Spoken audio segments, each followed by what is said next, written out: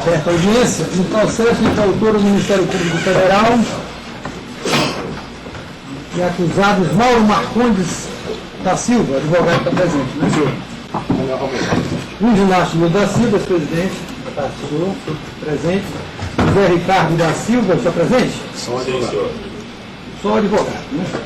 Alexandre Paz dos Santos, só advogado também. Paulo Arantes Ferraz, só advogado também, né? Carlos Alberto da Tribuna Habeas Corpus, Gilberto Carvalho, só defesa, né? Então, cumprimento aí o procurador da República, é todos. Tem alguma videoconferência? Não, né? Só a transmissão do deputado. Bem. Eu me dirijo aqui ao ex-presidente Luiz Inácio Lula da Silva. Ex-presidente, por força da Constituição, o senhor está nessa qualidade de réu aqui, o senhor tem o direito constitucional ao silêncio. O senhor quer exercer esse direito, o senhor pretende responder as perguntas? Eu pretendo responder todas as perguntas que foram feitas com relação à medida provisória 471. 471, está certo. Tá. A sua qualificação aqui não há necessidade, só uma pergunta que eu devo fazer. Hoje o senhor, a sua função, sua profissão, sua atividade, qual é, assim, atualmente? Minha função eu não sendo político. Certo. Tá certo. E sua renda vem sua renda vem dessa atividade política? Não? Quando o juiz lá em Curitiba liberar meus bens, eu vou ter uma renda minha própria. Enquanto não liberar meus bens, eu vivo de uma aposentadoria que eu tenho e agora vou viver com ajuda paga pelo meu partido. Não, isso é pergunta de prática, mas entendermos antes. As demais, como são pessoas conhecidas, são um fato notório, não há necessidade. Está a idade, os endereços. Nós vamos então iniciar, vou fazer algumas perguntas para o senhor, aqui nós vamos só fazer perguntas, né? Então nossa função aqui é de perguntar sobre os fatos, né? Que nós estamos nessa fase de interrogatório, e eu vou iniciar fazendo algumas perguntas para o senhor, depois o Ministério Público Federal fará, o senhor advogado pode escolher falar no começo ou no final, e os demais advogados farão se quiserem fazer alguma pergunta. No final, se o senhor quiser falar alguma coisa, mais genericamente, o senhor pode falar. Como o senhor falou, da MP 471, esse processo diz respeito à MP 471, que já ocorreu um processo aqui em relação a alguns dos réus. E como houve duas denúncias, um processo já houve sentença, já houve julgamento, né? E alguns dos réus já foram julgados. Mas dizem respeito a um processo relacionado mais ao Senado, a um assessor do Senado. Esse foi um outro processo. Agora nós estamos aqui, o Ministério Público Federal ele restringiu essa acusação de corrupção, mais baseado na edição da medida provisória no Executivo. E faz a acusação de que o senhor teria cometido a corrupção ao solicitar ou aceitar promessas de vantagem de valores ao Partido dos Trabalhadores, do senhor Mauro Marcondes e dos demais réus aqui que são citados, para a edição dessa medida provisória. A primeira pergunta que eu faço, é verdadeira essa acusação, professor? É uma das grandes mentiras contada pela acusação. E eu espero ter a oportunidade de falar, a desvendar e provar por que o Ministério Público mentiu na acusação e por que a Polícia Federal mentiu no inquérito. O senhor pode já falar. Veja, primeiro, as pessoas precisariam conhecer como é que funciona o governo, como é que funciona o Congresso Nacional, antes das pessoas fazerem ilação acusando pessoas. A medida provisória 471 era uma sequência da medida provisória que foi estabelecida, me parece que em 1991, pelo presidente Fernando Henrique Cardoso, quando a Ford saiu de Guaíba, no Rio Grande do Sul, e foi se instalar em Salvador. era uma necessidade de você fazer política de desenvolvimento regional para que o Nordeste pudesse ter o mínimo de possibilidade de competir com a região centro-sul do país.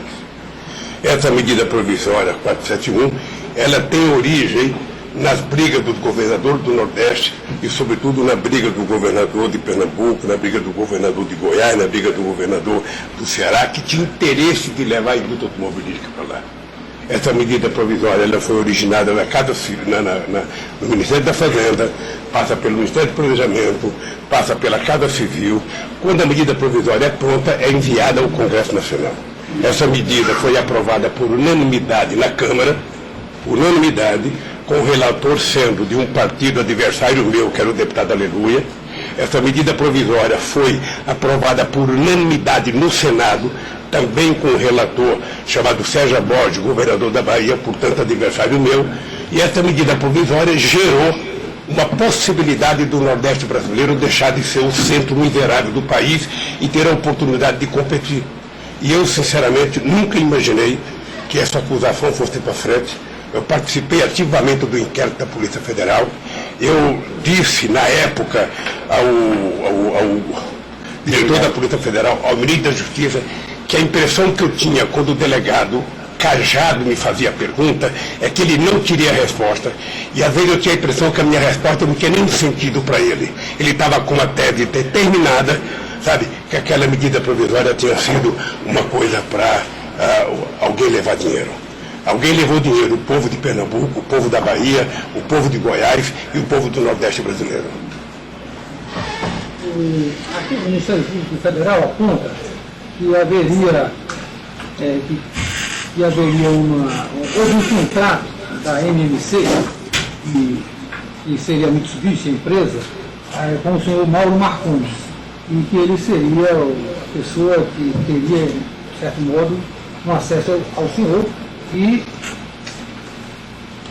isso não está escrito aqui, tá? Acesso ao senhor, essa palavra é minha. O que o Ministério Público Federal diz é que o senhor Mauro Marcondes teria feito esse contrato de ou 12 milhões e 500 ou 16 milhões para aprovar essa medida provisória. E tudo teria começado com ele teria contratado uma empresa chamada SGR, do senhor Evanico Nerrel, que é um senhor falecido, com o seu filho José Ricardo da Silva, e por outro lado, segundo o Ministério Público Federal, também teria a participação de Alexandre Paz dos Santos. As provas que o Ministério Público traz são anotações do senhor Alexandre Paz dos Santos, fazendo históricos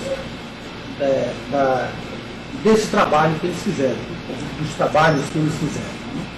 E aí a minha pergunta, o senhor Mauro Marcondes, o senhor conhece o senhor Mauro Marcondes? Olha, eu tenho conhecimento em relação com o Mauro Marcondes desde 1975, quando eu assumi no dia 24 de abril de 1975 a presidência do Sindicato dos Metalúrgicos do ABC. E o Mauro Marcondes era então diretor de recursos humanos da Volkswagen. Então, todo e qualquer problema que o sindicato tinha com 44 mil trabalhadores da Volkswagen, a relação era com o Mauro Marcondes, no nível inferior, e no nível superior era com o ex-diretor Mário Carneiro. Depois do Mauro Marcondes foi trabalhar na Auto Latina, depois do Mauro Marcondes foi para a Anfávia, e todas as vezes que eu estive no sindicato tinha muita relação com o Mauro Marcondes em negociação coletiva, seja acordo individual da Volkswagen, seja acordo coletivo do Sinfávia. A vida do Mauro Marcondes fora da relação sindical não é da minha conta, não me interessa, se ele tinha empresa não me interessa, se ele conversou com a Mitsubishi não me interessa, se a Mitsubishi conversou com ele não é problema meu. O que eu acho grave é o Ministério Público irresponsavelmente fazer uma ilação de que tudo isso foi feito para dar dinheiro para o PT. Sabe? E é por isso que eu estou aqui. Agora vamos restringir mais a pergunta. Né? A primeira conhece o Mauro Marcondes. A segunda é, o senhor Mauro Marcondes, ele procurou o senhor para tratar desse assunto? Mauro Marcondes, as poucas vezes que o Mauro Marcondes esteve no Palácio do Planalto, ele esteve com vários dirigentes do Sinfávia, normalmente acompanhado do presidente e de outro dirigente de indústria automobilística. Nunca atendi o Mauro Marcondes sozinho no Palácio do Planalto. Nunca conversei sobre medida provisória com o Mauro Marcondes, e eu tenho certeza que pela relação que o Mauro Marcondes teve comigo no sindicato, ele sabia que era proibido e indevido conversar comigo sobre qualquer coisa que não fosse de interesse do conjunto do povo trabalhador desse país. Ele me conhecia bem.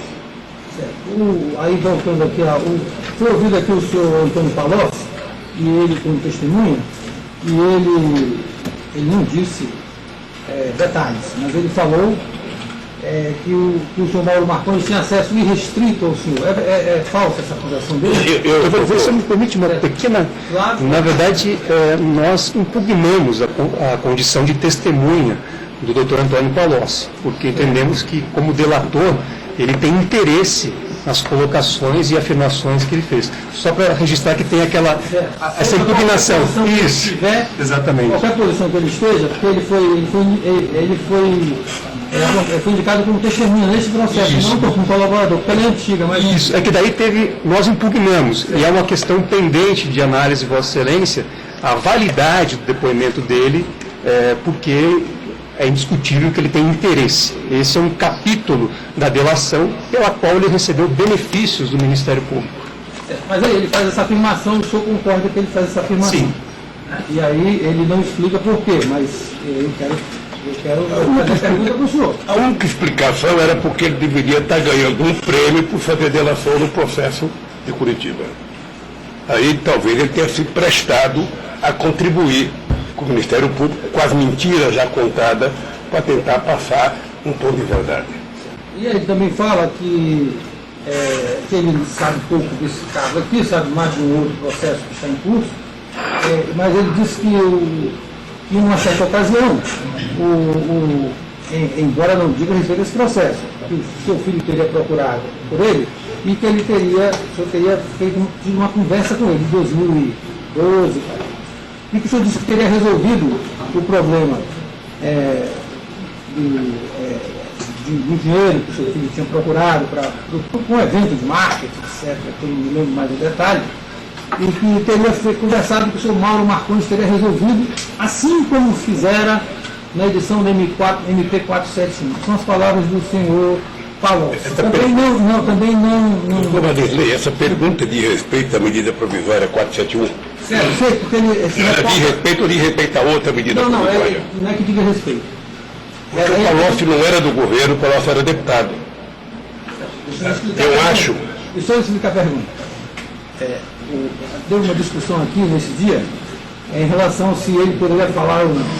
E ao final ele pôde falar sobre esse outro fato. O senhor sabe disso, né? E ele, como ele foi permitido falar sobre o fato, ele fala, embora transversalmente, ele fala o seguinte, diz que em relação a esse outro fato, o senhor se reporta à MP 471 no sentido, dizendo que iria fazer com o senhor Mauro Marcondes a mesma coisa que fizeram na MP 471. Entendeu? É só essa afirmação que ele falou. Aí o senhor tem que dizer se é verdadeira. Não só não é verdade, como é inverossímil essa ilação. Talvez o Palocci tenha aceitado, tenha sido convocado a falar na perspectiva de contar essa mentira. Eu não discuti medida 471 com o senhor Mauro Marcondes em nenhum momento, porque não tinha o que conversar com o Mauro Marcondes sobre medida provisória. É por isso. Certo.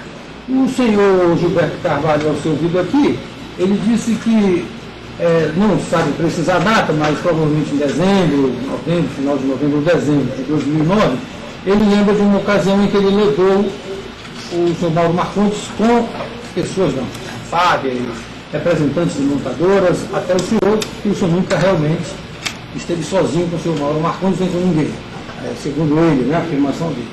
A pergunta é, o senhor lembra desse encontro com o senhor, ou isso não existiu, com o senhor Mauro Marcondes, para tratar da MP 471?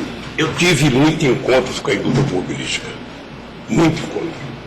Eu não sei se o senhor se lembra, quando eu cheguei na presidência, esse país inteiro vendia apenas 1.700.000 automóveis por ano. Quando eu comecei a governar esse país, nós passamos a vender quase 4 milhões de carros por ano. Então teve muitas conversas com a indústria automobilística para discutir preço, para discutir prestação, para discutir financiamento, para discutir banco de financiamento, para discutir produtividade, para discutir tecnologia, então foram muitas. Nem sempre o Mauro Marcondes participava, porque ele não era uma figura de proa do Sindicato da Indústria Automobilística quando eu era presidente. Ele já tinha sido muito mais forte antes na direção da Anfávia. Mas eu conversei com muitos dirigentes, com todos os presidentes da indústria automobilística, com todos, sem distinção, e com o presidente da Anfávia. Não, mas a pergunta... Eu não sei se ele estava junto ou não. Não, a pergunta é se ele disse que levou o senhor Mauro Marcondes com outras pessoas nesse final de 2009. Agora eu não tenho certeza se ele falou que ele fez exatamente para tratar da MP 471, mas que ele levou para tratar com o senhor. A minha pergunta é, o senhor lembra de ter sido recebido no final de dezembro de 2009, eu sei que já está muito tempo, para tratar desse assunto? É o que eu estou falando, doutor Vanderlei. Eu posso ter recebido, porque eu recebi muitas vezes, mas muitas vezes mesmo. Agora, eu não discutia com a indústria automobilística ou com quem quer que seja a medida provisória. A medida provisória era discutida primeiro com os ministros que tinham interesse na área econômica de fazer a medida provisória e depois a medida provisória chegava a mim quando ela já tinha concluído todo o andamento dela até chegar na presidência da República para ele assinar e mandar para a Câmara. O senhor não acompanhou essa daqui? O senhor não sabe o trâmite dela? Não. Rápido? Eu imagino o trâmite, porque o presidente da República, ele não fica andando atrás do ministro. O presidente da República, ele é comunicado que vai apresentar para ele uma medida provisória que vem da Fazenda, ou que vem do Ministério do Meio Ambiente, ou que vem do Ministério da Infraestrutura. O presidente da República recebe aquela medida provisória já com o aval dos ministros que participam daquela medida provisória. A Casa Civil sempre está presente, porque é ela que faz a operação Penticínio para levar para o presidente da República, mas ela passa pela economia sabiamente, passa pelo Ministério do Planejamento sabiamente, certamente passa em alguns casos pelo Ministério da Ciência e Tecnologia e em outros casos passa pelo Ministério da Justiça. Ou seja, quando essa medida provisória chega para mim, qualquer uma, até agora, talvez no governo Bolsonaro, quando a medida provisória chega, ela chega para o presidente assinar pelo chefe da Casa Civil ou pela ministra-chefe da Casa Civil. É esse o papel do presidente da República. Ele não corre atrás de medida provisória, ele não acompanha. O senhor não acompanhou assim, o trâmite dela? Porque o Ministério Federal disse que... Depois que ela chega no Congresso Nacional, os ministros da área econômica acompanham a tramitação da medida provisória. E essa medida foi uma coisa sui generis, porque ela foi aprovada por unanimidade por deputados e senadores da oposição que faziam oposição a mim.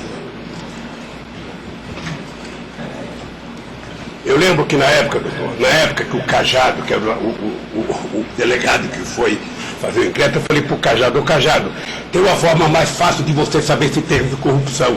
Você vai investigar 513 deputados, 81 senadores, os presidentes das comissões, que você vai descobrir se alguém levou dinheiro. Não é conversando comigo. Parece que ele não fez. Mas a acusação aqui, veja bem, é que é compartimentada, vamos dizer assim, só no executivo. O outro processo já foi julgado. Eu sei qual é o interesse da acusação. E que não... que aqui se fala de 3 senadores e tal, mas esse processo não ficou aqui, né? Fala-se nos autos. Mas, veja bem, eu só estou colocando para fazer essa divisão. Nós estamos falando aqui do processo na sua edição. Né? Mas é que a medida provisória, ela começa na presidência e termina na presidência com a sanção. Mas a tramitação dela é fora do governo federal. É no Congresso Nacional. Mas a acusação aqui é para a edição, ou seja, para o ato sair. Né? O senhor chegou a ver as trocas de e-mails entre esses outros réus aqui, José Ricardo, eu não conheço. Mauro Marcondes? Eu, lamentavelmente, não conheço as pessoas. Conheço o Mauro Marcondes, nunca recebi nenhum e-mail do Mauro Marcondes. Eu lembro que no inquérito que eu fiz da Polícia Federal, o doutor Cajado apresentava pedaço de papel rasgado e dizia que era documento. Eu falava, ô Cajado, isso não é documento, é um pedaço de guardanapo rasgado. Não trata isso com documento. Bom, mas tratou com documento, até na acusação final. O senhor chegou a ver, não chegou a olhar esses documentos, nenhuma anotação, seja do senhor José Ricardo, do senhor Alexandre Santos, e-mail? Um dos pontos aqui é que eles tiveram acesso à medida provisória um dia antes, a medida provisória tramitou 19 de novembro, segundo o Ministério Público, muito rapidamente nas casas, e ela foi editada no dia 23 de junho. No dia 22, o senhor José Ricardo manda para o senhor Mauro Marcondes o teor da medida provisória sem número. O senhor chegou a ver isso? Doutor, deixa eu tentar. Acho que o senhor conhece isso perfeitamente bem, porque acho que o Poder Judiciário também funciona em parte disso, o Ministério Público também. Quando você faz uma medida provisória que ela envolve 3, 4, 5 ministérios, essas minutas, elas vai, sabe, ela corre por dezenas de funcionários que vão desaparecer. Ela corre. Sabe, não é uma coisa que fica só na mão do ministro, isso passa por todo o ministério. Sabe? E é bem possível que alguém tenha visto. Mas daí, a partir daí, insinuar que o Ministério da Fazenda vazou a medida provisória é muita má fé. O senhor sabe de alguma relação com o senhor Gilberto Carvalho, com o senhor Mauro Marcondes? Existem anotações aqui nos autos, que teria contato com ele seria uma relação de uma outra medida provisória, ele seria... Eu acho que esse processo, para mim e para o Brasil, é importante porque permite que a gente possa explicar alguma coisa. O senhor deve ter alguém que recebe recados, que recebe papel para passar para o senhor. O procurador também. A função do Gilberto Carvalho, ele era meu chefe de gabinete. Nada chegava a mim sem passar pelo gabinete da Presidência da República. Quando o Gilberto Carvalho recebia qualquer documento, seja do Papa, seja de alguém qualquer, o Gilberto Carvalho entrava na minha sala, colocava o papel, me explicava o que era, e no dia seguinte ele voltava, depois que eu tinha lido, para entregar ao Ministério da área específica. Se era um assunto da Fazenda, ia para a Fazenda; se era um assunto da educação, ia para a educação; se era um assunto do transporte, ia para o transporte. Era esse o papel do Gilberto Carvalho. Daí alguém tentar incriminar o Gilberto Carvalho, porque ele atendeu o Mauro Marcondes, ele deveria ser incriminado se não atendesse. Ele estava lá para atender as pessoas, e atender bem, oferecer café, que é assim que a gente trata as pessoas. Ele não pode ser tratado como bandido porque atendeu bem as pessoas. Eu conheço a acusação, doutor, li muito esse negócio. E há muita má fé, há muita leviandade. A minha pergunta é o seguinte: o senhor sabe dizer se tinha alguma relação entre Mauro Marcondes e o senhor Gilberto Carvalho, se eles tinham algum... Essa que é a pergunta. Eu acho que tinha. Não institucionalmente. Eu acho que a relação que o Gilberto Carvalho tinha com o seu Mauro Marcondes e com qualquer pessoa que procurasse ele era a relação de um chefe de gabinete que atendia as pessoas que queriam falar com o presidente da República. Essa era a relação. Não era uma relação institucional, era uma relação eminentemente profissional. Eu estou perguntando porque aqui consta nos autos, não consta na denúncia. Na denúncia, não sei se consta, que há o nome dele lá dentro do processo, lá dentro dos documentos da relação da própria Marcondes e Marconi, tem o nome dele lá como alguém. Excelência, defesa de Gilberto Carvalho, esse documento a que você se refere, ele se refere à medida provisória que foi editada em 2015. Não, tudo bem. Foi objeto desse processo. Por isso que eu estou perguntando dele, se ele sabe de algo. Apenas para esclarecer. Só para esclarecer. Veja bem. E um ponto importante também, se me permite, Excelência, a denúncia nesse ponto, inclusive, faz ilações, porque pega iniciais e transmite... A eventual ilação da denúncia só pode alegações finais... Sim, não, é só para contextualizar, a forma como a denúncia coloca nesse material o nome do Gilberto Carvalho, tentando associar ao presidente Lula.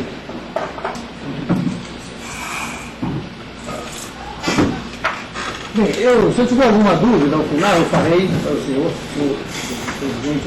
Nós vamos agora ver as perguntas do Ministério Público Federal, dos advogados. Aí o senhor sempre fica aí ciente de que poderá deixar de responder se quiser, porque é direito seu. Doutor Igor Miranda. Obrigado. Ex-presidente, meu nome é Igor Miranda, sou procurador da República, representando o Ministério Público Federal no SIAC. Vou tomar a liberdade de chamar Vossa Excelência apenas como presidente ou senhor, para a gente evitar um maior formalismo. Eu tenho apenas algumas perguntas para esclarecer melhor os fatos. O senhor mencionou que participou ativamente da investigação. Eu vou fazer referência a um depoimento que o senhor prestou no dia 6 de janeiro de 2016. Esse que o senhor fez algumas menções. Acho que isso foi aqui em Brasília. Enfim, mas consta dos autos no ID 4032, 3476, as folhas 7, 8, 9, 10 e 11, até as folhas 12 desse documento dos autos eletrônicos. E nessa ocasião, como o senhor acabou também de esclarecer o juízo, o senhor afirmou o seguinte, que Gilberto Carvalho, na qualidade de chefe de gabinete de declarante, tinha como papel fazer um filtro dos pedidos que chegavam à presidência. Como é que se tratava o senhor na condição de então presidente e o senhor Gilberto Carvalho como seu chefe de gabinete, esse filtro das pautas? Os senhores tinham uma reunião semanal? Como é que o senhor decidiu quem o senhor ia receber ou não na condição de presidente da República?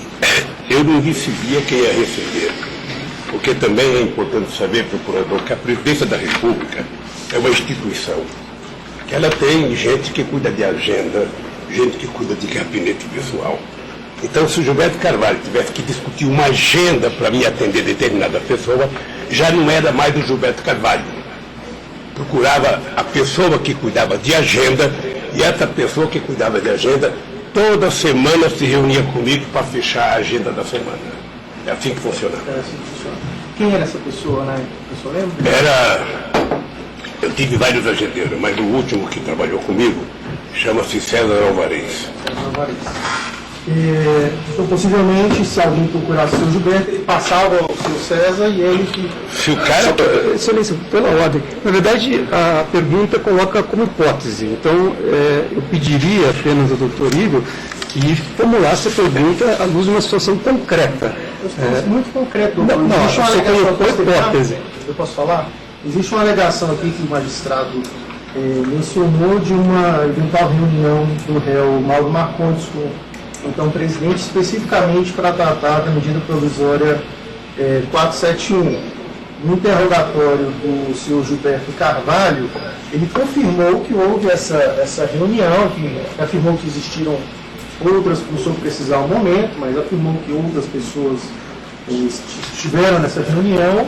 Ele não teria participado exatamente dessa reunião. Então, eu quero, enfim, entender como foi essa demanda e se de fato estimulou essa reunião. É que, na verdade, o presidente Lula, já respondendo a pergunta do doutor Valesmeier, disse que não fez reuniões para tratar da medida provisória 471. Isso já foi respondido. Então... O senhor vai orientar o silêncio? Não. O senhor vai responder a pergunta? Não, eu não estou respondendo, eu estou resgatando a resposta que foi dada ao doutor Valesmeier. Ele falou que não lembra. Ele falou Deixa eu que falar não uma lembra. coisa para você. Mas aí realmente, eu acho que fica melhor o senhor já ir direto para a pergunta, para a data. Esses fatos ocorreram em dezembro de 2009. Eu acho que aí, quem sabe a memória dele, ele possa lembrar de alguma coisa já direto. Tá. Então, especificamente sobre a medida provisória 471, o senhor não lembra ou não houve essa reunião? O senhor Mauro Marcondes. Primeiro eu disse que eu tive várias reuniões com a indústria automobilística. Eu não discuto medida provisória com empresários. Quem discute é o ministro da área que faz a medida provisória. Ponto. O Mauro Marcondes pode ter participado de alguma reunião comigo para discutir N coisas que nós discutíamos da indústria automobilística junto com outros empresários. Pode ter participado. Mas em conjunto com outros empresários, enfim, né? Ok. O senhor chegou a mencionar esse mesmo depoimento, as folhas 3. Sim, permite só uma retificação, na verdade, foi esclarecido também, eu estou resgatando só uma resposta, que o presidente Lula disse que recebeu representantes de sindicatos, associações da empresa automobilística. Então eram representantes oficiais e não empresários. Então acho que foi essa a resposta dada anteriormente. Okay. O senhor mencionou que nunca foi procurado por lobistas da SGR, Conselho Empresarial, e da Marcondes de Malta Diplomacia Cooperativa para tratar de interesses da MMC, o CAO junto ao governo, para tratar de prorrogações de incentivos fiscais através de medidas provisórias. E juntando essa sua afirmação, e aqui no outro contexto o senhor menciona também que tudo era devidamente registrado, protocolado e guardado pelo senhor Gilberto Carvalho. Essa reunião, o senhor não tem muita certeza se eventualmente participou o senhor Mauro Marcondes. Se existiu, teria algum registro, algum protocolo? Como é que era a dinâmica? O senhor pode esclarecer? Doutor Igor, vamos ser precisos. Pode ser. Porque não tem nada pior do que uma pergunta mal feita e a resposta pode ser mal feita, pior ainda. Deixa eu lhe dizer uma coisa, eu vou repetir aqui alto e bom tom. Eu disse que tive várias reuniões com representantes da indústria automobilística. Disse que possivelmente o Mauro Marcondes tenha participado de várias reuniões. Disse que nunca participei de reunião com o Mauro Marcondes ou com a indústria automobilística para discutir medida provisória. A medida provisória eu discutia com os ministros, sabe, que fazia a medida provisória, e muitas vezes eles convidavam os governadores para fazer estudo de quanto representava os investimentos no Estado, sabe, que tipo de ciência e tecnologia colocar no Estado, era isso. Não discutia nem com o Mauro Marcondes, nem com a indústria automobilística, medida provisória específica. Ok. Para não ter dúvida. Tá. No termo de declaração do senhor Gilberto Carvalho, também ainda na fase do inquérito policial, no ID 40340982, prestado no dia 14 de janeiro de 2016, quando apresentado esse documento, que consta das folhas 40340982, Qual é o documento? vou entregar aqui ao senhor, que é um documento que é uma agenda, então a agenda do senhor Gilberto Carvalho, na condição de chefe de gabinete do senhor presidente, no dia 27 de novembro de 2009, há um registro do nome do senhor Mauro Marcondes. Essa data é posterior à edição da medida provisória, que foi, salvo engano, dia 23 de dezembro. Mas é novembro? De novembro, foi novembro, sim. Foi novembro. Novembro ou dezembro? Foi novembro. Acho que ela foi dezembro. Eu acho que foi 23 de dezembro. Enfim, essa reunião aí, ou pelo menos esse registro... 27 de dezembro, né? De novembro. De novembro. Aqui o senhor se recorda dessa reunião? Eu não cuido da agenda do Gilberto Carvalho. Então, perdão, essa aqui. Eu não cuido da agenda do Perdão, só esclarecer. Quando questionado aqui em juízo, ele informou que sempre que procurado à época pelo senhor Mauro Marcondes, todas as vezes foi para realizar uma reunião com o senhor. Ele apenas intermediava encontros do senhor e do senhor Mauro Marcondes. O Gilberto Carvalho disse a vocês também aqui de que nunca houve reunião entre Lula e Mauro Marcondes. Ele afirmou que houve uma... Não, deixa eu lhe falar, quando eu não posso responder pela gente do Gilberto Carvalho, porque o Gilberto Carvalho tinha liberdade de ser leal, tinha o dever de ser leal comigo e tinha liberdade de fazer a agenda que lhe convinha de acordo com os interesses do nosso governo. O Gilberto Carvalho é um companheiro que eu tenho como irmão, é uma das pessoas mais decentes que eu conheci na vida. Então eu não posso aceitar suspeição sobre o Gilberto Carvalho e muito menos colocar em suspeição a agenda dele. Se ele recebeu Mauro Marcondes uma vez ou 50 vezes, é problema dele.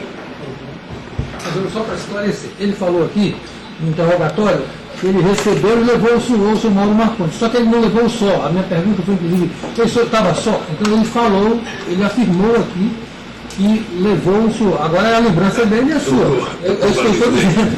Só porque o senhor disse que não recebeu. Eu certamente, aos 74 anos de idade, não tenho a memória do que o computador tem, o que a agenda do procurador tem. Eu não tenho papel escrito aqui. Eu só posso lhe dizer uma coisa. Eu nunca recebi o Mauro Marcondes sozinho, enquanto presidente da República, para discutir a medida provisória 471 ou qualquer outra medida provisória. Foi o que ele falou. Eu nunca- Ele disse que o senhor recebeu, é isso que Não, ele disse, falou que ele o senhor disse, recebeu. ele disse que levou o Mauro Marcondes com outras personalidades. Com outras isso. Eu acabei de dizer agora que eu fiz várias reuniões com a Grupo Automobilística. Pois é, mas Entendeu que com as entidades de classe conseguiu estar o Mauro Marcondes. Isso foi falado. Mas é isso que nós estamos falando. Não, mas ele não falou isso agora, porque como ele disse agora que ele nunca recebeu, nós precisamos esclarecer isso. Só para ficar claro isso. Com todo o respeito que eu tenho, pelo procurador Igor, seja preciso, Igor, porque a desgraça de quem conta a primeira mentira é que passa a vida mentindo para justificar a primeira. Eu estou cansado. Eu estou cansado de tanta mentira contra mim, de tanta leviandade, de tantas insinuações. E eu tenho desafiado nesses últimos 5 anos. Eu duvido que tenha um juiz, um procurador, um delegado, um empresário, um deputado que diga o seguinte: eu vi um empresário dar 5 centavos ao Lula. Eu tenho desafiado vocês do Ministério Público, apresentem uma prova, pelo amor de Deus. Parem de insinuar coisas a meu respeito. Possivelmente muita gente que trata com leviandade a minha atuação como presidente da República, talvez agisse com leviandade se tivesse no meu lugar. Agora é preciso saber o seguinte: eu sou de uma terra onde a gente nasce pobre, mas a gente aprende a ter caráter e dignidade. Eu não abro mão disso. Até deixar claro, presidente, eu não sou autor intelectual dessa denúncia. Como o senhor percebe, eu sou negro, cresci numa periferia, até nesse sentido é um prazer estar conhecendo. Eu fico orgulhoso de ter mas, um negro no Ministério Público. Justamente, Muito orgulhoso. Espero que a gente tenha mais.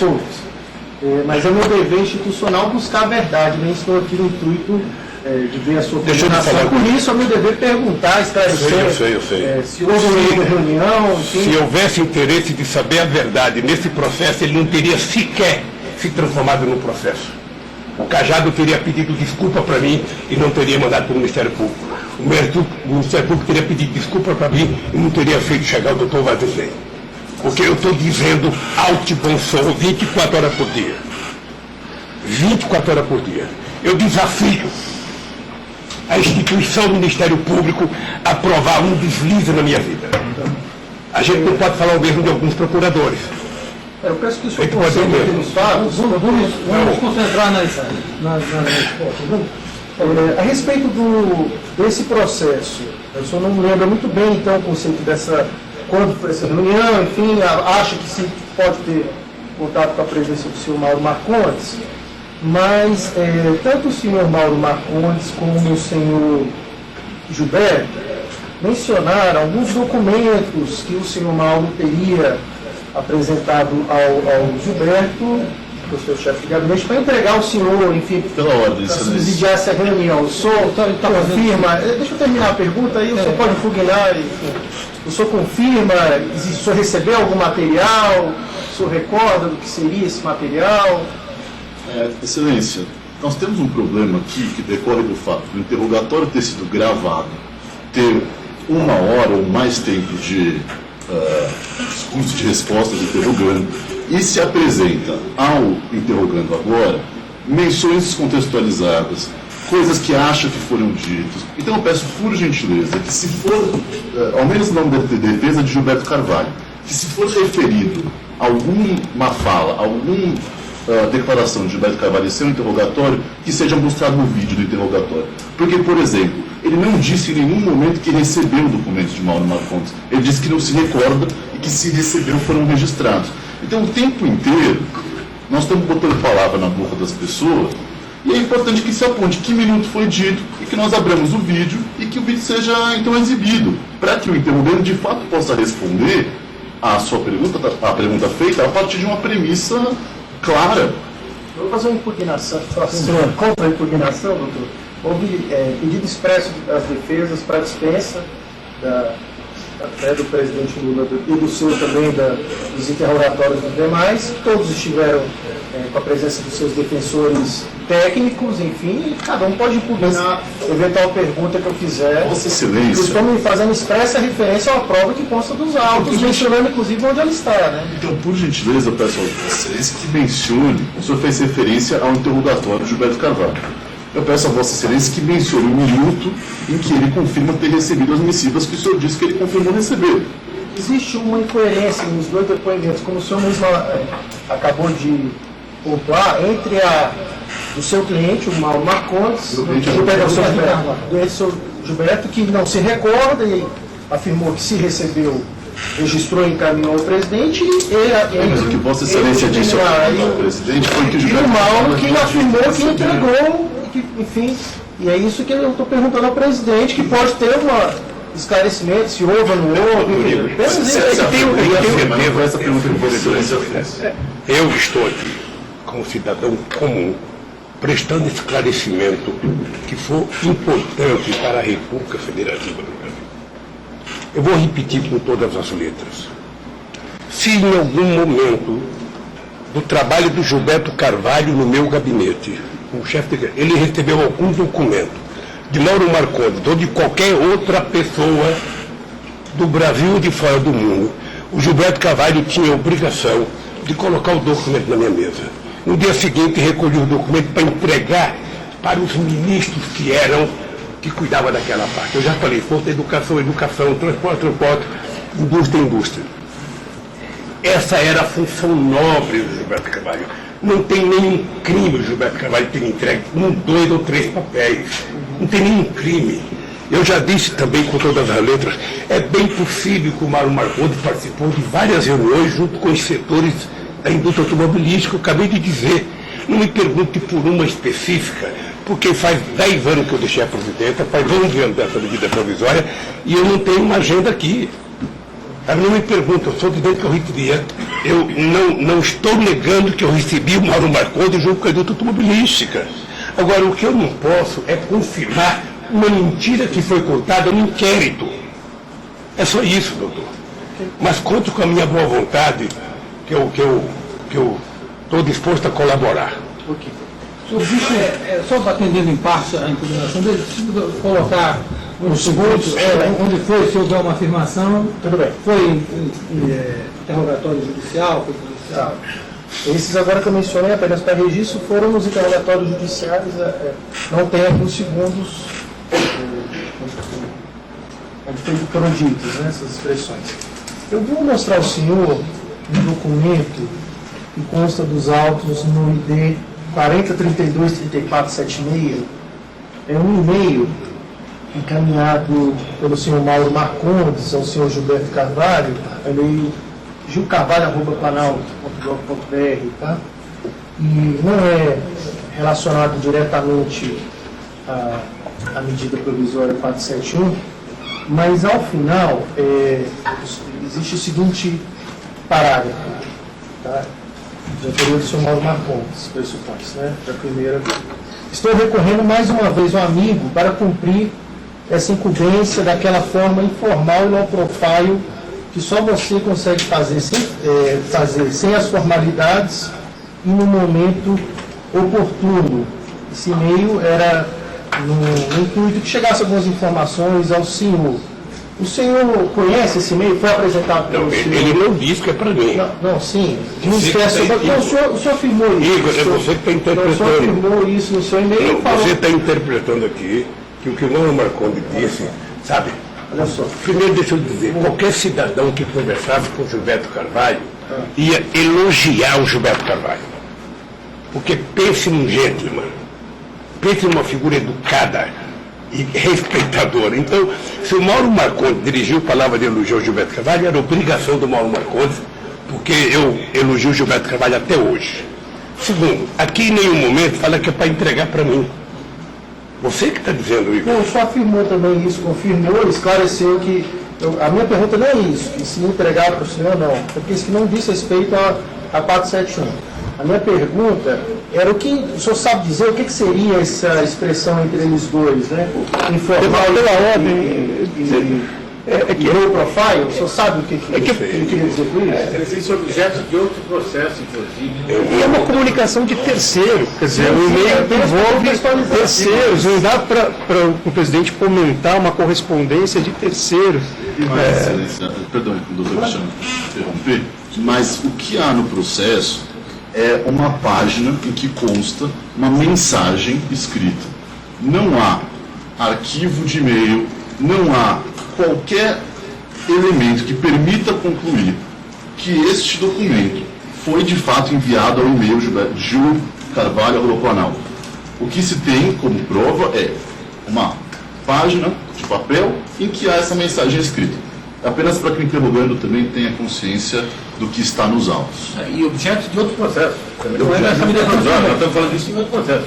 Como foi citado, como foi colocado na denúncia, o que eu entendi é que ele quer saber uma conduta, uma relação com o seu Mauro Marcondes. Mas ele já respondeu aqui, já está respondida a pergunta. Ok. Pode continuar. A respeito do... apenas para o senhor poder... que o senhor afirmou lá perante a Polícia Federal, mas, enfim, como a gente não tem, e o senhor já fez até menção a esse documento que foi apreendido, esse papel que o senhor mencionou, esse daqui, está nas folhas 18, BD 40, 32, 34, 76, escrito Café Gilberto Carvalho, alguns valores, e o delegado da época mostrou ao senhor esse documento, que é esse documento aqui. A respeito desse documento, desses valores, enfim, o senhor chegou a ter alguma conversa com o senhor Gilberto Carvalho sobre isso? O senhor o questionou sobre do que se trata, esse assunto, ou não? Rodrigo, com todo o respeito, o delegado Cajado, ele me entregou isso aqui. Eu falei, Cajado, eu estou achando que é a coisa mais séria. Você não pode pegar um pedaço de guardanapo. E ainda disse para ele, qualquer imbecil que tiver uma mesa, um telefone e uma caneta, fica escrevendo o dia inteiro uma série de bobagens e depois joga no chão. Você não pode transformar isso em documento, Cajado. Por favor, vamos ter uma relação entre uma instituição poderosa como a Polícia Federal, um ex-presidente da República, mais séria.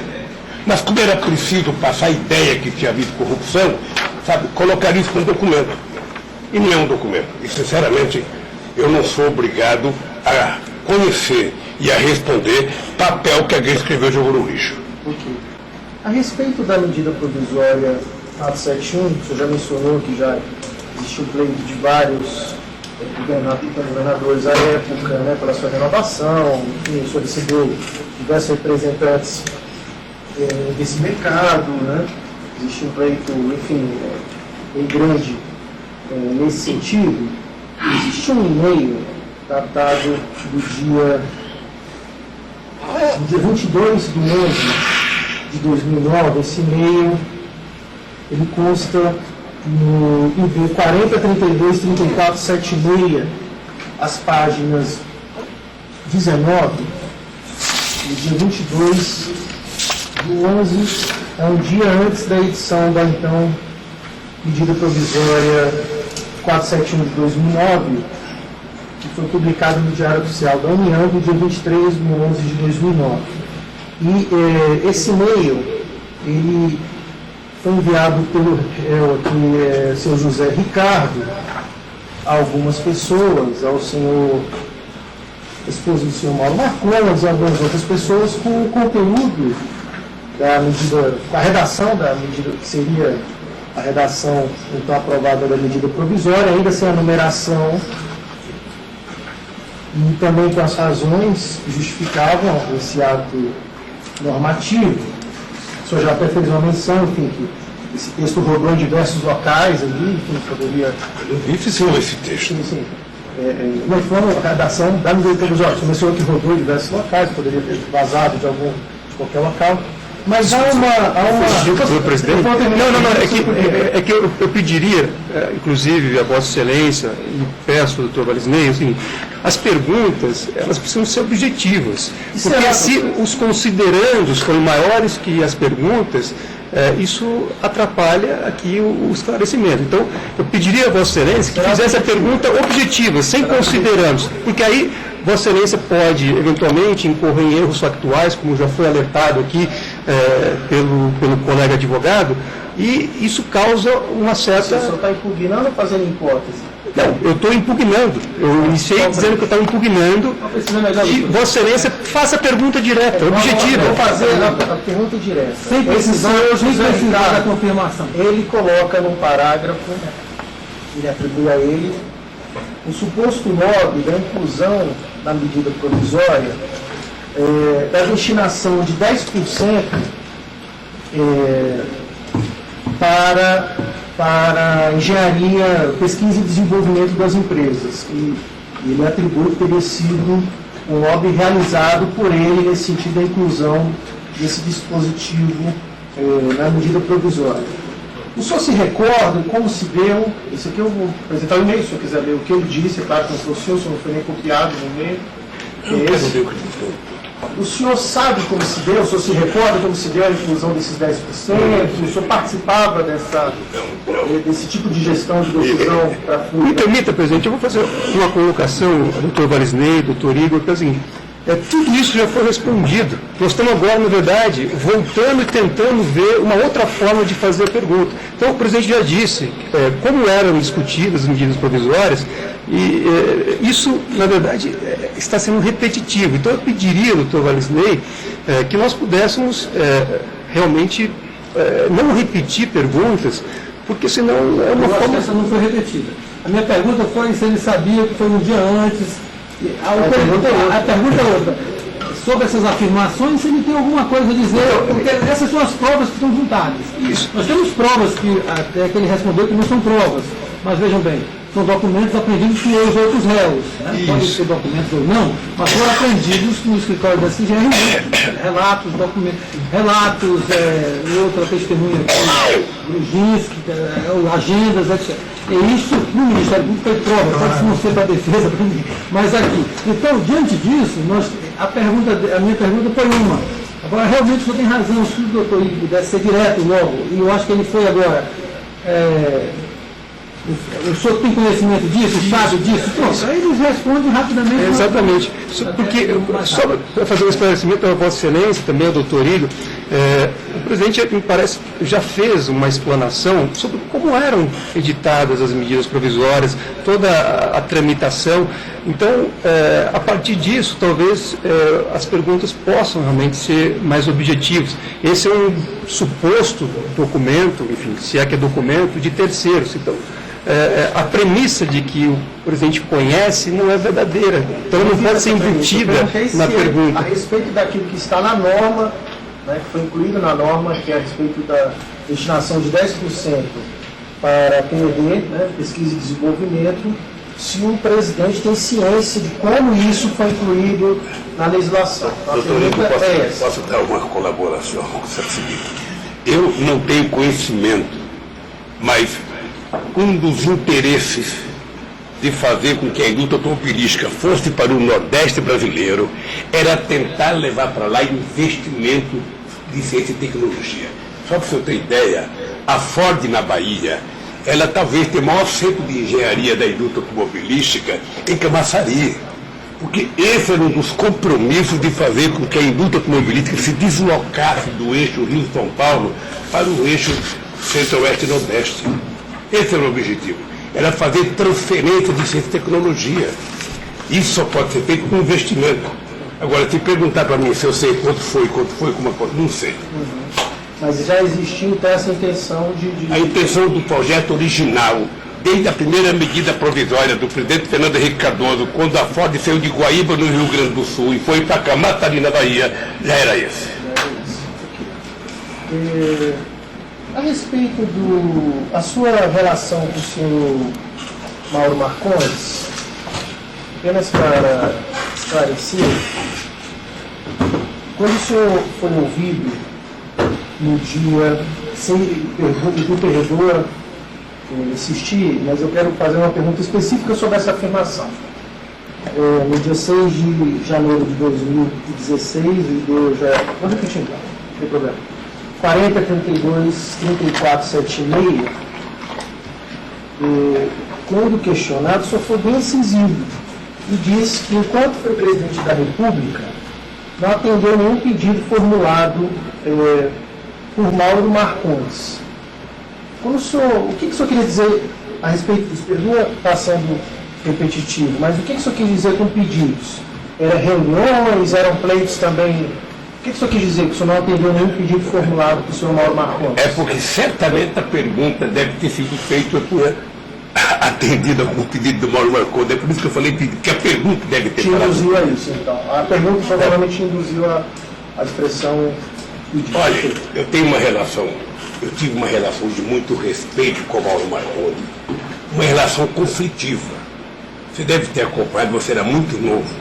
As maiores greves que nós fizemos foi na porta da Volkswagen, sabe?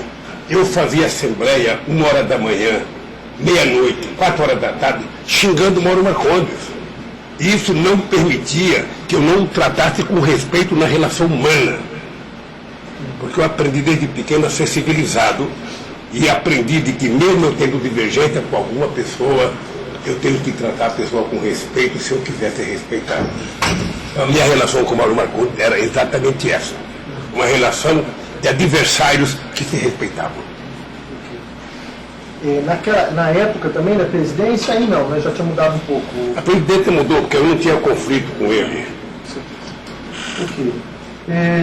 Apenas para contextualizar, não diz respeito também, mas apenas para contextualizar a sua relação com o seu Mauro Marcondes. O que consta nos autos, informação, já parceria, uma relação comercial do seu Mauro Marcondes com o seu filho. É isso? Sua Excelência, objeto de outro processo sem nenhuma relação com a pergunta. Vou terminar, só terminar a pergunta. Só terminar a pergunta. É como todo processo, talvez seja diferente. É objeto específico do processo.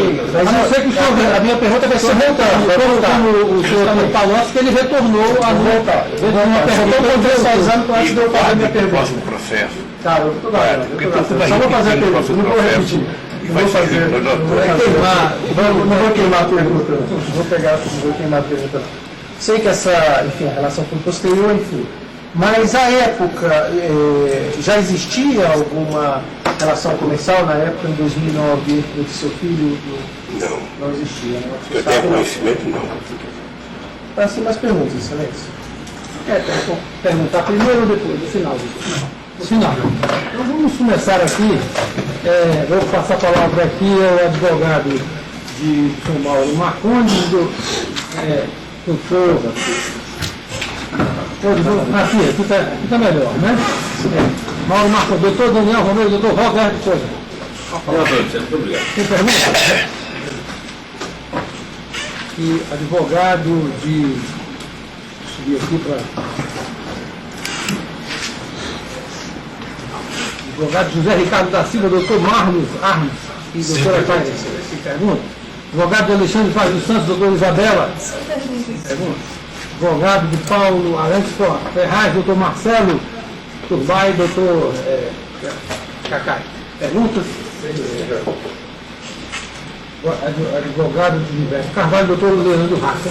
Pergunta, Excelência. Presidente, sei que o senhor já tratou por cima desse assunto, quando disse que o papel do Gilberto Carvalho era levar o documento para o senhor analisava o documento e ele dava a destinação no dia seguinte. Minha pergunta é a seguinte, o senhor entrava com ele em discussões, em debates sobre política econômica, sobre política industrial? Não entrava porque não era a função do Gilberto. O Gilberto ajudava a organizar minhas reuniões de governo. Eu tinha reunião em que participava sempre o presidente, a Casa Civil, o vice-presidente Zé Alencar, o ministro da Fazenda. O Gilberto Carvalho não participava, ele organizava. Eu não discutia esses assuntos com o Gilberto Carvalho. Mas só uma outra pergunta. Não lembro agora se o magistrado ou o procurador se referiu ao Gilberto Carvalho como uma espécie de filtro da sua agenda, tentando atribuir a ele, de alguma forma, um certo controle sobre quem o senhor recebia ou não. A minha pergunta muito clara é, o Gilberto Carvalho tinha controle sobre quem o senhor recebia ou não? Era a decisão do Gilberto Carvalho? Era da atribuição do Gilberto Carvalho tomar essa decisão? Não. Só um minutinho, só para registrar, ninguém está tentando nada, atribuir nada aqui não. Eu não tentei nada, eu só faço perguntas aqui. Só para o senhor fazer esse registro. Então que tende a aparecer. Aqui não, Veja, é que tinha... Pode ter havido algum equívoco em alguma afirmação, mas nada de tentar atribuir a nada. O Gilberto Carvalho, primeiro dizer aqui, alto e bom som, que eu já disse que eu duvido que alguém encontre um vice-presidente como eu encontrei o Zé Alencar, E eu duvido que alguém encontre o chefe de gabinete como eu encontrei o Gilberto Carvalho. Porque além de chefe de gabinete, era de uma lealdade canina e de uma capacidade de trabalho extraordinária. E o que o Gilberto Carvalho recebia, o que ele recebia, porque eu recebia outra gente pela mão dos ministros, pela mão do agendeiro, não era só o Gilberto Carvalho. O Gilberto Carvalho era o meu chefe de gabinete. E o Gilberto Carvalho, ele podia tomar a decisão seguinte: olha, o presidente não atende esse assunto, o presidente não cuida disso, você vai conversar com o tal ministro, você vai conversar com... Era assim que fazia. Né? Então eu fui muito feliz e não sabia que o Gilberto Carvalho era o meu chefe de gabinete. Estou satisfeito, excelência. Obrigado, presidente. O Cristiano Zanin, pode fazer as perguntas. Pois não, doutor Valisney.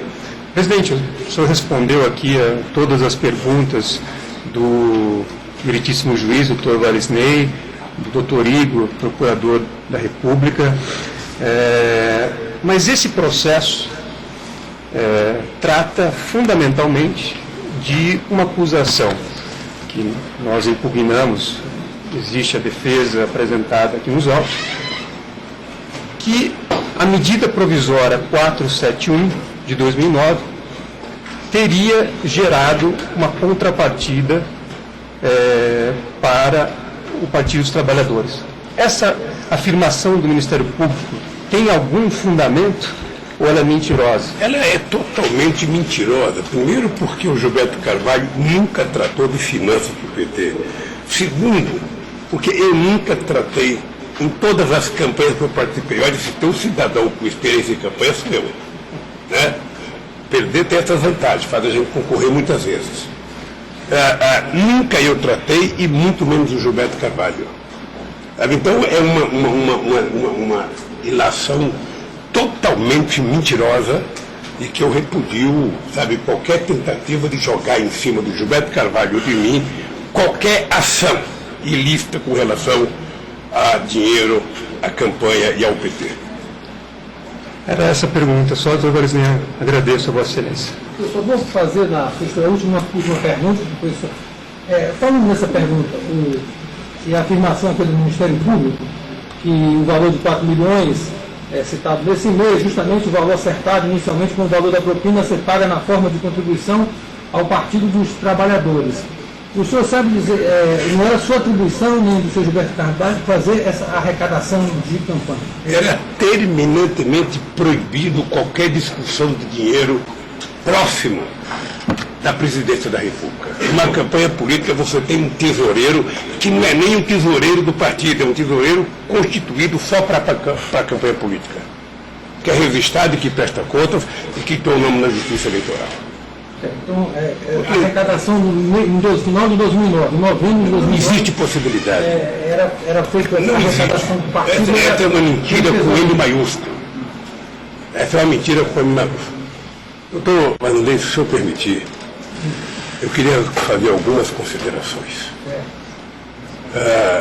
Eu às vezes pareço que estou nervoso, mas não sou nervoso não, sou muito calmo e respeito muito a justiça, acredito na justiça. E queria dizer uma coisa. Eu sei a quantidade de processos que tentam me envolver. E eu tenho fé em Deus que eu vou viver até provar que todos os processos contra mim é uma construção de uma mentira para tentar destruir o melhor período de governança que o Brasil teve. O maior período de inclusão social que esse país teve. O maior período de inclusão de jovens na universidade, de negros, de índios, de mulheres. O maior período de geração de empregos da história do Brasil. Enquanto com a crise de 2008, a Europa rica e os Estados Unidos desempregaram 100 milhões de pessoas, nesse país governado pelo PT, nós geramos 20 milhões de empregos formais com carteira assinada. Só para você ter ideia, foi no nosso período em que nós conseguimos disponibilizar para a reforma agrária 51% de todas as terras disponibilizadas em 500 anos nesse país. Foi no nosso período de governo que pobre começou a viajar de avião, que pobre começou para Miami, para Bariloche, que um cara do Piauí que morava em São Paulo começou para Teresina de avião. E talvez isso incomode muita gente, explica o ódio de um determinado setor médio da sociedade brasileira que se insurgiu contra o Lula, só pode ser por isso. Quando eu fui prestar o primeiro depoimento meu com o doutor Moro, eu falei, doutor Moro, pelo andar da carruagem, o senhor está condenado a me condenar. Porque a mentira já foi longe demais. Não tem uma rota de fuga. Não tem como sair dessa mentira. Ou seja, porque, na verdade, uma parcela, eu posso dizer que eu sou vítima de uma parcela do Ministério Público, uma parcela da Polícia Federal, e todo mundo sabe que eu respeito as instituições como jamais. Eu duvido que o Ministério Público, em algum momento da história, foi tratado com o respeito que foi tratado no meu governo. E duvido que a Polícia Federal tenha sido tratada com o respeito que foi tratada no meu governo. Entretanto, muitas vezes, as acusações contra mim aparecem meia hora no Jornal Nacional antes de um advogado receber. Depois de lerem todos os documentos do delegado do Ministério Público, a Globo diz o seguinte, o delegado diz que não é verdade. A defesa diz que não é verdade. Sabe quanto tempo, doutor? 5 anos. Eu tenho 220 horas de notícia do Jornal Nacional mentirosas contra mim. Eu tenho milhares de páginas de jornal contra mim. Eu tenho 120 capas de revista Verde, Isto É e Época contra mim. Além do SBT, além da Record, além da Bandeirante. Tudo mentiras, dita por procuradores e dita por delegados. E veja que eu não culpo a instituição. Eu culpo determinadas pessoas. Pois bem, eu fui condenado.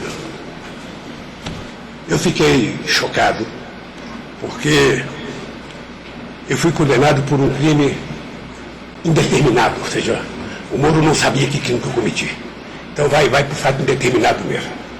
Então, quando a gente fica num país em que você não precisa de prova para condenar ninguém, você cria a lei do domínio do fato, ou você cria o fato indeterminado, esse país vai perdendo as raízes de fortalecer a democracia. É por isso que eu resolvi brigar nos meus processos. Enquanto eu tiver força, eu vou provar que vale a pena ter instituições fortes. Mas cada instituição, por mais forte que ela seja, as pessoas que dela fazem parte têm que ser mais honradas, têm que ter mais caráter, têm que ter dignidade. Não pode levantar falsidade e tentar condenar as pessoas pelos meios de comunicação. Amedrontando nesse país pessoas que julgam, amedrontando, ameaçando passeata, ameaçando dar os nomes. É uma coisa que eu jamais imaginei ver na vida. E veja que eu indiquei o Cláudio Fontelo como procurador, eu não conhecia. Eu indiquei o Antônio Fernando, que eu não conhecia. Reindiquei ele outra vez, mesmo na época da acusação do Palocci. Indiquei o Rangel, sem conhecer ele. A Dilma reindicou ele, sabe? Na expectativa de que a gente tivesse instituições muito sólidas, que fizesse desse país uma democracia de verdade. Uma democracia com direito de ir e vir. Uma democracia em que as pessoas não gritassem apenas que podem estar com fome, mas comessem. Que não gritassem que quisesse estudar, que estudasse. Esse país eu sonho e vou tentar construí-lo. Eu brinco, doutor, que eu tenho 74 anos, vou viver até 120 anos. Digo que tem energia de 30, que é para assustar a morte. Mas o que eu quero, na verdade, é provar que vale a pena nesse país a gente acreditar na justiça e acreditar na democracia. Eu, sinceramente, eu fico triste quando eu vejo o Ministério Público. Eu tive 83 testemunhas em Curitiba. O principal agente do Ministério Público, eu adorava tê-lo na minha frente, que era o Dallagnol, não compareceu em nenhuma. Estava fazendo acordo com a Petrobras, criando um fundo de ajuda não sei para quem. Então eu quero lhe dizer que eu aguardo justiça. Se tem um ser humano nesse mundo que anda à procura de justiça, sou eu. Eu quero justiça, porque eu nasci filho de uma mãe analfabeta, mas ela me ensinou que ter caráter a gente não compra na bodega, a gente não compra em shopping, nem a gente contrata pelo fast food. A gente nasce de berço. E eu quero provar isso na defesa do Ministério Público, na defesa da Polícia Federal, na defesa da democracia e na defesa da crença que o povo tem que ter no Poder Judiciário, porque se ele perder a crença, acabou a democracia no nosso país. Por isso, eu quero agradecer a sua paciência, agradecer, não penso que eu fiquei nervoso, não, me trato com muito respeito, fico admirado de ver um negro no Ministério Público, eu quero ver muitos. Quero ver muitos. Tá? Portanto, obrigado. Então, eu declaro encerrada a audiência, cumprimentando a todos.